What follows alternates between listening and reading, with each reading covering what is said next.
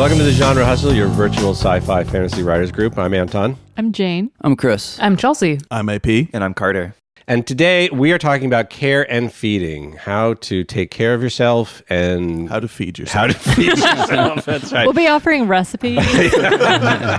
We've officially run out of topics. So, no, but seriously though, this is actually very important because this is about how to take care of yourself as a writer and how to, I think part of it too is about how to keep yourself motivated and how to keep yourself kind of sane as you're going through this very long, very arduous process. Sane-ish. Yeah. Sane-ish. Yeah. It's this side of the line. It's a spectrum. Yeah, exactly. Because I don't know about you guys, but I think the thing that probably brought me to writing as a youngster and brought me to fantasy was escapism. Escaping from bullies, escaping from mental illness, escaping from crippling insomnia.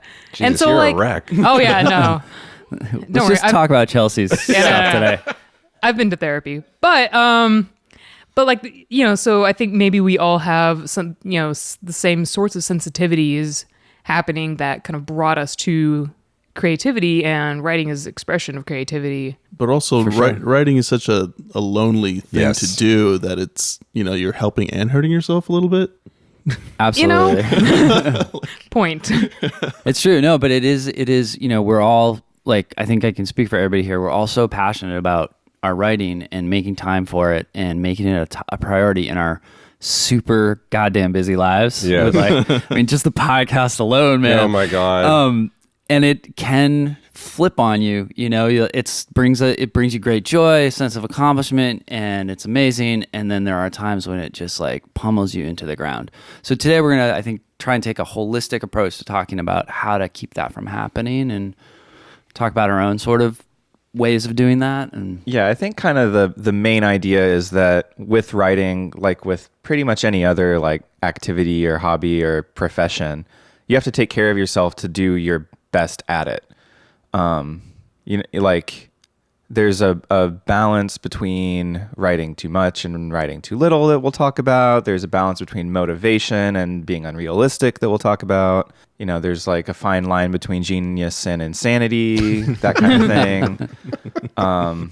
Which side are you? Oh, he's insane. Far left insane, definitely. So let's start with that. Let's talk about healthy writing habits. And maybe we'll just throw out, anyone have any healthy writing habits that they practice? No, not or this unhealthy ones. Let's start with unhealthy. Let's start with the don'ts, right? Instead of the do's. When I'm at my best, I sit down for, I always write in the evening because I have a day job that gets me up early. So I sit down in the evening and I do, 20 to 30 minutes. I do like 350 to 500 words, something like that. Not a lot. And then, and this is again when I'm at like kind of at my best, my most productive. Sit down with I have a really like a wall-sized whiteboard, and I sit down, kind of jot out some ideas. And I really like the whiteboard because like I can just scribble things down and erase it and do whatever, and it doesn't have like the permanence that even typing something has. See, it's funny. I have the opposite because I can't write in the evening because I come back from work and I'm just zonked. Yeah, you're frazzled. Yeah. That's my thing, because like I am at a computer most of the time at my day job. So like I come home and like the idea, even if I have like ideas, I'm just like, I really don't want to look at Microsoft Word for another 4 hours. Well, my day job is, over the last few months, has become hectic. As one of my coworkers, I'm in a department of 3. One of my coworkers has been on maternity leave, and so now I'm in a department of 2. So you get to do like their job and your job. And so now, like over the last few months, I've been so burnt out after my day job that I haven't had like as much will to write or even like take care of myself. Yeah, it's hard to balance a lot of the time, especially like when it's all screen time or when it like takes kind of some of the same mental energy, One of the things that I've found really helpful personally is when we started doing writing sessions in our writing group, in addition to critique. So we alternate between a critique session and a writing session every week. And just knowing that I have a block of time where I don't have anything else to do but show up we meet at a cute little cafe, which has plenty of seating if we get there pretty early. And it also breaks up the loneliness factor, right? Because you know you're there with your community and everyone's kind of writing, and we'll just sometimes just write, and all of us are like silent or listening to headphones, but we're all together and working. I really appreciate that. Yeah, I have the same feeling about that. You know, at this point, I tend to have like 3 or 4 writing sessions with other people scheduled every week, which is like, it seems like a lot when you just put it out there like that. But actually, like, for example, I'll be writing this afternoon with a writers group for like an hour, and I get so much done in that session. So like for me, my job is more flexible. I can kind of come and go as I please. So I kind of have been doing an early afternoon hour. So I'll take lunch and I'll do a little more work, and then I'll go to a coffee shop and write for an hour or so. And that must be nice. It is nice, actually. It is nice. But to be fair, I actually consciously set my life up this way years ago so that I could kind of like do shit aside from working a job, which, you know, luckily I have Anton's basement to live in later. There's the Zerby tip. Yeah, set up your life. Well, I'm in a similar privileged position where my work is also fairly flexible on days that I don't teach. So I like to get up early and have coffee. And I found, so I have a dog that I have to take out every morning, but I love that because it helps me. You know how sometimes it takes a while to get into your story world, or at least it does for me. Like I can't just sit and write. So I use that 15-20 minute walk in the morning to kind of remember, okay, where was I? What do I want to accomplish? And kind of map out my scene that I want to work on. And then so when I get back home, I'm, have another cup of coffee and ready to go. So that's worked out when I've been able to do it. That's cool. Yeah, I think another thing that's helped me is just like thinking about craft. It kind of gets me primed to write, to like tackle a certain piece of a book or a story or something. Like I can't come fresh into. I think probably a lot of spec fic people, like, we've constructed these massive worlds, and it's like, it's like looking at like, how do you eat an elephant when the elephant is something that I haven't even broached. Start with the ears. Or the nose. But I think, just going off of that, Chelsea. I know, really. It is about feeding. Recipes, remember? So yeah, we're staying on topic. I find that if there's a manageable chunk to get done in a period, in a sitting down. So rather than sort of just sitting down and going, oh, what am I doing today? If I can go, oh, today is the scene that I'm doing, or I'm doing so last week or 2 weeks ago for that Black Library submission, it was nice because I was like, okay, I have to do a 500 word I have to do a synopsis. Okay, so I just have to write that synopsis. And so it was just, today I did that. Okay, tomorrow I'm going to do it, and then I'm going to do it a little bit better. And because I had, number one, I had a deadline, which I really like. I like working with a deadline. Yeah. But it's also nice to know, like, oh, okay, I just have to get these 800 words down to 200 words, or, but it was manageable. So kind of to your point, Chelsea, eating the elephant, it's one bite at a time. But if you know what you're going to do that day or that session or whatever, I think for me, it helps. So for better or for worse, unlike Jane, Anton, and Chelsea, it's for me, it's less thinking about a scene and being like, oh, this is what I'm going to work on today. And more, I think, to what Chris does is just setting aside time as often as possible to do it and making it a habit. So for me, it's 3 things. First is I've been getting up early in the morning thanks to Chris and every adult I've ever spoken to in my life. Get up, AP. And setting aside 20 to 60 minutes to write in the mornings. I don't do it every morning. For a while I was doing it every morning, but that helps. And then like you, Chris, getting together with people and writing with them, doing that Sunday session that we do, doing sessions during the week so that you're writing but you're not alone is great.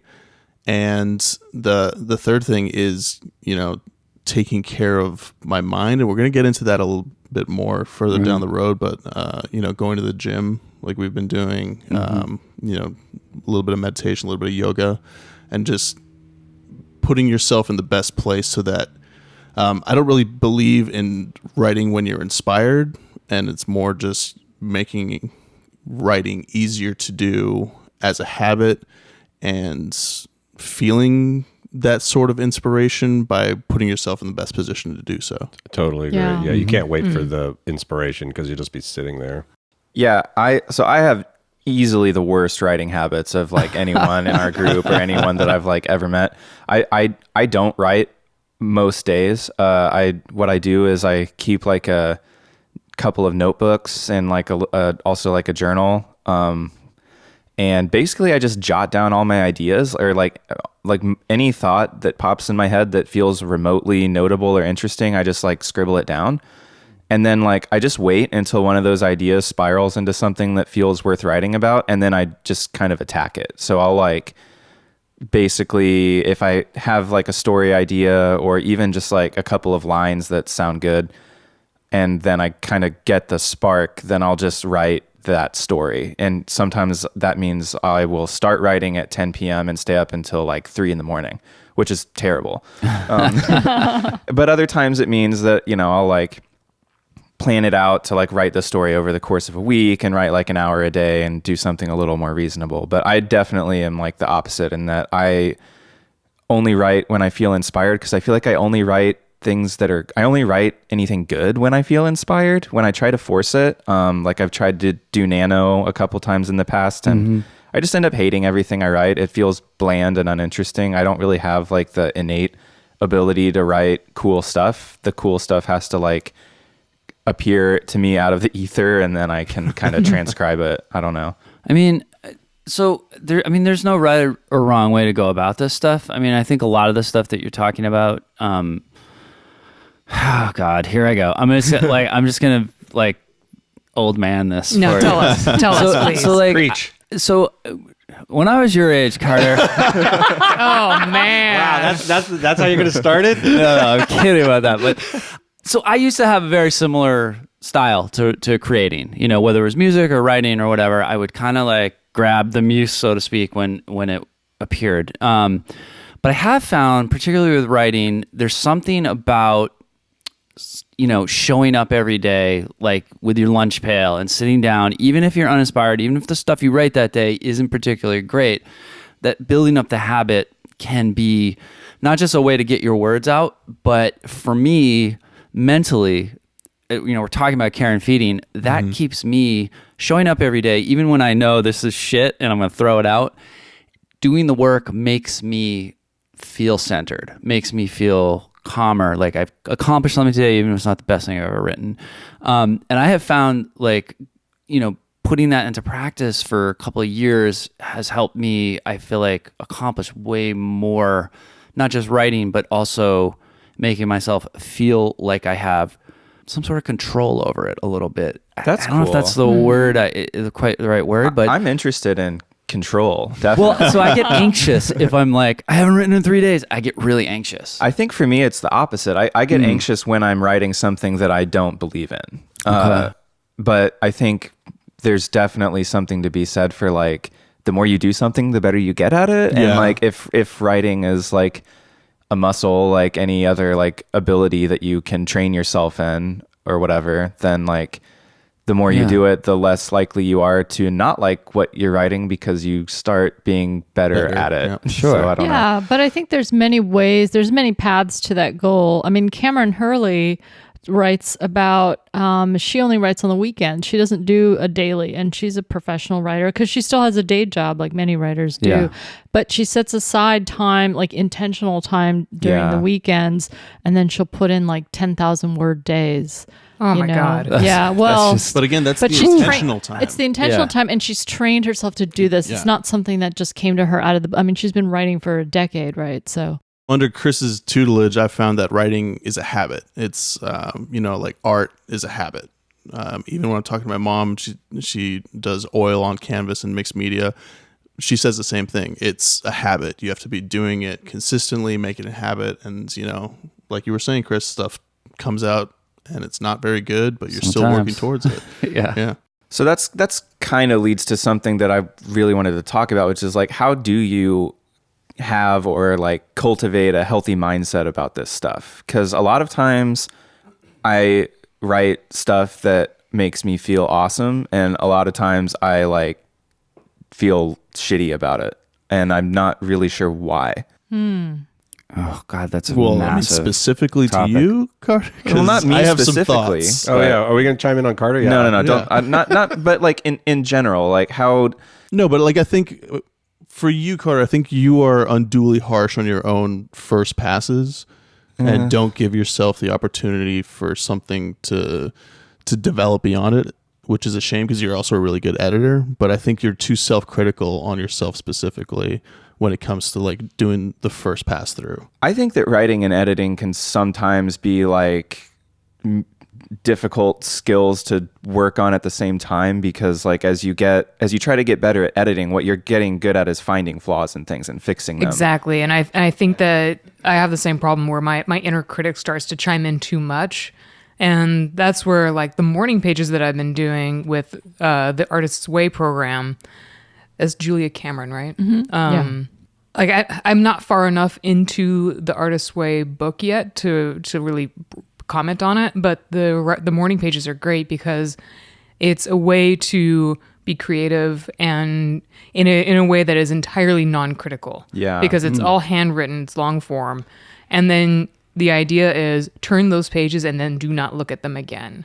And it's actually such a nice way just to be able to sit down and make my coffee. And I'm actually turning towards a Zerbian mode because I'm getting up a little earlier, making my coffee, sitting down, surrounded by cats, and then just sit down and write those pages, and that's it. But focusing on composition only, and No, it's just nothing. it's You don't have entirely to focus free on form. You don't anything. focus on anything. You just sit and write. And even if the only thing you write is what am I supposed to write today, over and over and over again, or I don't know what to write today, over and over and over again.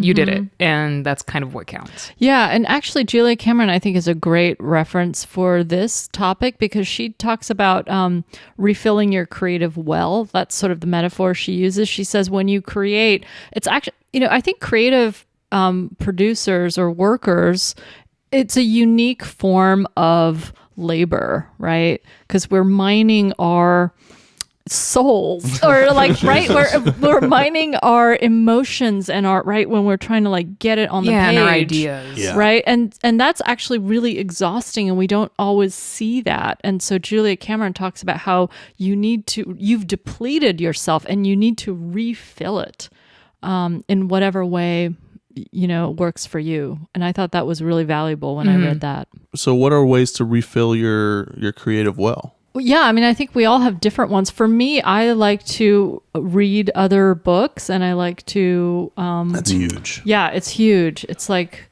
And I like to watch films and TV and fun things and going for walks for me too. Yeah, exercise is one for me. Yeah. Yeah, I find like wearing my body out sometimes helps me like my mind starts working better somehow.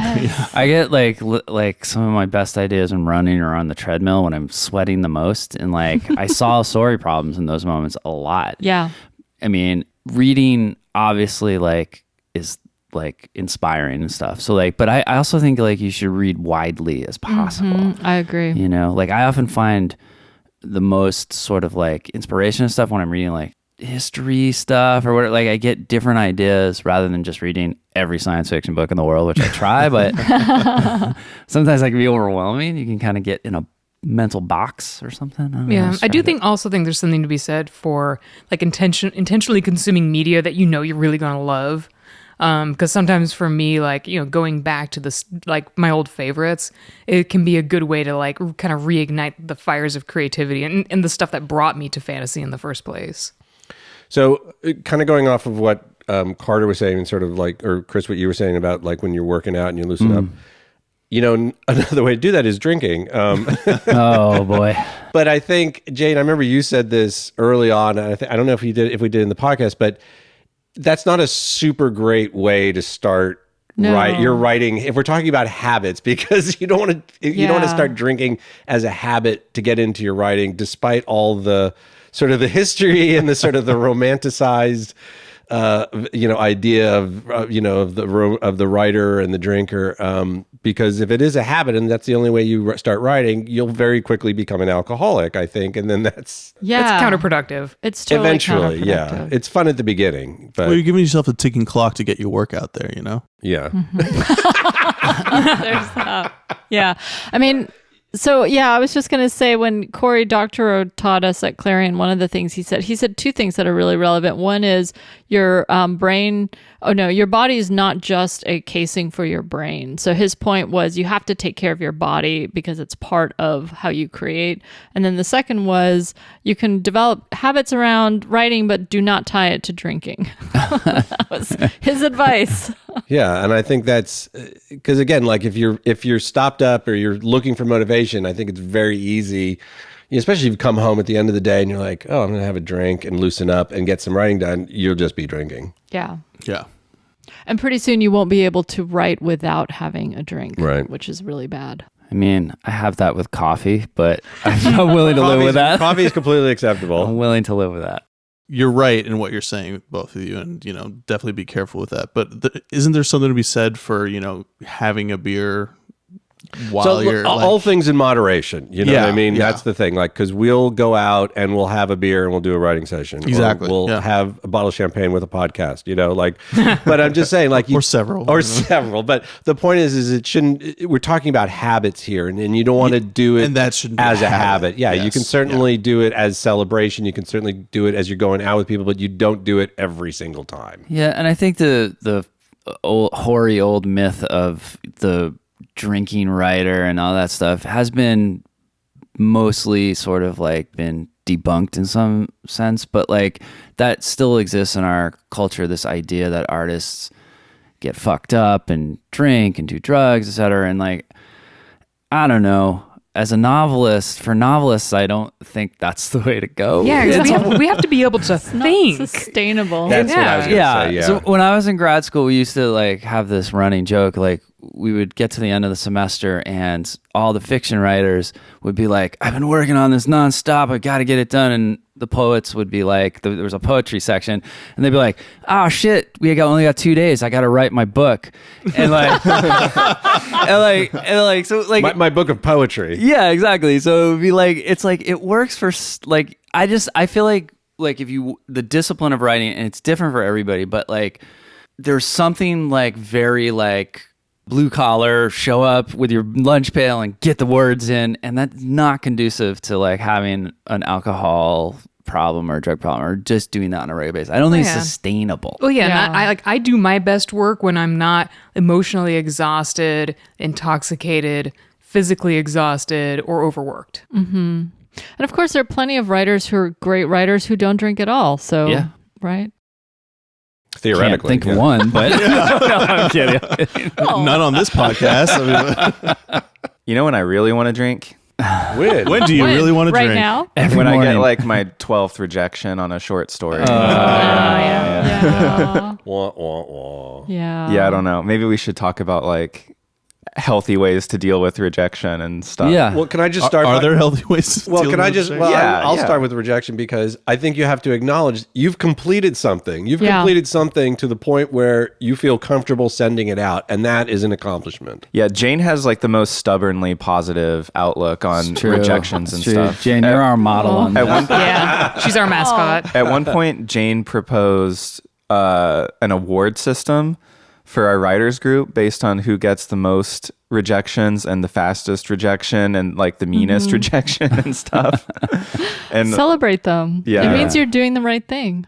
It's easy to say that, but I admit that when I get that rejection email in my inbox, it hurts. There's it always hurts. It's a little gut punch every time, no matter how much you get used to it. Especially as they start building up. Like you get the first Yeah. 1 or 2 or 3 and you're kind of like, all right, I'll just keep sending it out. Then you get to like the 7th, the 8th, and you're like, oh, is this really worth sending out? Like, Am I really a writer? yeah, like What am I doing with my life? But also, like, think about the hundreds of other people who you are competing Thousands against of other people for Yeah. very limited space. So, and again, like the fact that you finish something and send it out sets you apart from so very many people who have never finished anything or never even thought about finishing anything. Yes. no, but you exactly. bring up an interesting point. You do have to step outside yourself a little bit and see at all the external factors that make it so that the rejection isn't personal. Because, like you said, it's hundreds and hundreds of submissions of couple slots. So your rejection could be for all kinds of reasons that have nothing to do with your writing, and they almost never have anything to do with you as a person, which is almost harder. No, I'm just kidding. I'm joking. It never does. Editors aren't, they don't They know. don't care. They're know not you looking are. at your Twitter. Yeah, No, they they're not. don't. They might be looking at how many followers you have. Seriously.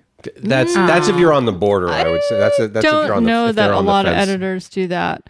But I will say I've gotten some rejections which have made me feel great, actually. Same. Like when I get Yeah. a personal rejection from Charlie Finlay, who's the editor of Fantasy and Science Fiction magazine, which is or the magazine of fantasy and science fiction. And he'll write like basically another critique of my story. And I feel so like, so warm and fuzzy from reading his rejection, because he'll point out what I did well, and he'll say, hope you send me the next story. I really want to work with you on something, let's connect on the right story. And I'm he just took like, the time to do Yeah. it. Yeah. Right. Which, I That's a just big feel magazine. very lucky. Yeah, that's no joke. Well, I think the thing to remember is like, it's just a sad fact of reality that if you're writing or in any creative field, rejection is something that you're going to have happen over and over and over again, no matter how successful you are. And it's something you have to like get used to dealing with. And for me, to be honest, like doing what we're doing right now is how I do my care and feeding for rejection. Yeah. It's like sharing the process with other writers. Yep. We're all getting rejected. Well, what's that line? Corey It's like, Doctorow gets rejected occasionally. Yeah, it's like, every does writer he in the though? world. Does he? Well, he Every did. writer- you share something with every published writer in the world when you get rejected. becoming a writer and not wanting to get rejected is like becoming a boxer and not wanting to get hit in the face. Something Well like that. said. Ooh. AP. All right, with the Damn. I know that's from Good like one, an AP. Instagram post or something. It's like a Oh, meme. geez. This is I was it. gonna say you Okay. should put that on a bumper Too. sticker. Yeah, mean- exactly. I find that the best way to deal with rejection for me personally is to have a plan for that story for when, like, I'll anticipate I'm going to assume that I'll be rejected, and then I'll have another place that I want to send that story to That's already really in smart. mind. Keep the water flowing. Exactly. So to speak. And Yeah. so that way, when I get that rejection, there's a part of me that also goes like, oh, cool. Now I can submit it to this other place. Yeah. That's so self-defeatist, Jane. Come on. Yeah. To me, it really depends on like how much I believe in the story, I guess. Like if it's like something that I'm like pretty sure is as good as I can make it, but I don't necessarily love it, and I get like a bunch of rejections right off the bat, then it like makes me kind of give up on the story. If it's a story that I think is good and I just like I just feel like I haven't found somebody who publishes a magazine and agrees with me, then I'll usually do actually feel pretty motivated by like a rejection, especially a personal rejection, because then it's like, all right, they took the time to read it and maybe gave some helpful feedback or some weird feedback or something, and then you just kind of forget about it and move on to the next one. I don't know. But there's something about the completion of it. You know what I mean? Like if you're, to your point, Carter, if you're motivated, if you really like the story, you'll go on, you'll submit it to someplace else. And if you maybe didn't feel about it, or it's the, upteenth rejection, you can then complete it, and you can put that story to bed and it frees your mind to move on to the next story it's in a like way. this one has exhausted its shelf Yeah. life, and it's time for new stuff. I love all my stories. I love all your Hard. stories That's too. I know. That's Oh, because thank you you. only write good stories. No, no. Some of us aren't there yet. Oh, come on. Yeah, shut up, Carter. Talking about rejection, it goes hand in hand with frustration a little bit, because you have to sort of stay ahead of that one. And I know frustration for me personally is that's the biggest barrier that I have, is how do I not be frustrated about writing, or it's actually frustrated from starting writing. That's Yeah. I get so frustrated, I don't even start. Like, what do you find frustrating? It's daunting to have to sit and turn and go, okay, I have some time now in my day or in the morning or in the whatever. Okay, I should write. Oh, I don't know what I'm going to write. I don't feel good. It's like the brain just starts to go over. It just starts to work on me. And the thing that I do that I've started doing recently is I've been doing these guided meditations on my phone, and it's brilliant. It's literally, Are you turning into Chris? I am. No, I am. I'm on the all Chris are. train. We all are. I am. Get on the train. I Get on the study. train. I study at the feet of the Zerbi. We're all going to be up at 5 a.m. every day. So I did. So I started getting up at 6 o'clock in the morning. It hasn't Oh been my super God. successful, but what I'll do with this app, it's like for 12 minutes, you stop, you focus on your breathing, yada, yada, yada. And then I turn around and suddenly my mind is clear and I can write. I do it for work. I can Here, do my Anton, plug the app. What's the app? Insight Timer. Oh, I use that one too. I like Yes. that one. I'm a big fan of that. It's free. There is a pay it's scale free. for it, It's but free. you can do it I for free paid as well. for it because I liked the paid. You're a fancy man. I'm hella fancy, yeah. But so meditation has been it's been my new way to break through frustration. Yeah. So but I think part of, frustration is a massive part of being a writer and feeling daunted all the time. And that's why I think making it a habit is what's worked for me, because then I don't even think about it. I'm just like, oh, it's writing time. Like I'll stare at a screen and do what I like, or I'll feel inspired, or I'll do something. But this is the time that I'm writing. Like this is just the time I've set aside, and frustrated or not, daunted or not, I'm going to do something. Right. And I'm going to do 100 words, or I'll do 1,000 words, or I'll do 2 sentences, whatever. Yeah, whatever comes out is that day's output. Sometimes it's great, sometimes it's not. And what I've found is that when it's, I've given myself a chunk of time, even if at the beginning I'm kind of like, I don't feel this, I don't know what I'm doing. By like halfway through it, I'm chugging along. Yeah. I'm like, you know what, fine. It's like Let's go. exercise. If you It just is, show yeah. up and you just start doing it, before you know it, you're 45 minutes into your workout. And you're like, oh. Exactly. Yeah. Towards frustration, I was going to come into this episode as a firm believer in writer's block. Boo. Shut up, AP. And because hold on, I'm revising my stance as of right now. Yay. Wow, on the fly. Yeah, on the fly. Because what I'm kind of realizing actually as we're going through this conversation is, for me, like I'm overwhelmed by work right now. It's like right at the end of it though, because she's coming back. I can feel it, and like I can feel it in the air. She's coming back. And like I took some personal hits this year that really undercut my emotional stability and things. You can follow me at Twitter, but here's the thing that helps me get through being blocked is finding the right project. Because sometimes Carter, I kind of share your frustration in that I can't write unless I'm inspired to write something, but I have to be inspired by the project and the idea. Because if I just sit down and I'm like, oh, I should try to write something serious. No, that's never going to work for me. I think I talked about this in the writing goals episode. Like, write what you want to write. Write the thing that inspires you and that makes you want to finish it. Yeah. And so and again, going through those morning pages, I keep coming up with really cool ideas and voices and ideas for characters that I'm like, I'm going to be pumped to write about you come Nano. Mm-hmm. Like, I can't wait to come back and meet this person, and meet this idea. And so just, like if you are getting blocked, think about like, maybe it's the idea that's just not lighting the fire. Maybe, change something up. Maybe you really like your characters, but the story's boring. Change the story. If you're bored by it, other people are going to be bored by it too. One of the best pieces of advice to that point that I've heard is from S.B. Divya, who is a writer, and she was my mentor at the Nebula conference. And she said, try to make writing fun. So she doesn't write at a desk because she works at a desk. So for her, desk, laptop, not fun. So she'll take her laptop and go sit in her favorite spot on the couch and, just like get into it. And I tried that and it worked really well, even though I love working at my desk. But the minute I took it off the desk and to my couch, I was like, oh, this is fun. Like, I'm having fun in my world. I'm playing in my world. And that helped a lot. Yeah, I don't write at a desk ever. Like, not for fun. If you're following me on Instagram, I took a picture of my writing chair that I got. It's like this big plush leather chair, and I always go and sit there instead of write Let's at a all desk. go sit in Yeah, I know. AP's writing I'm gonna go It sit chair. fit like 2.5 people on it. Wow. Me and all my cats.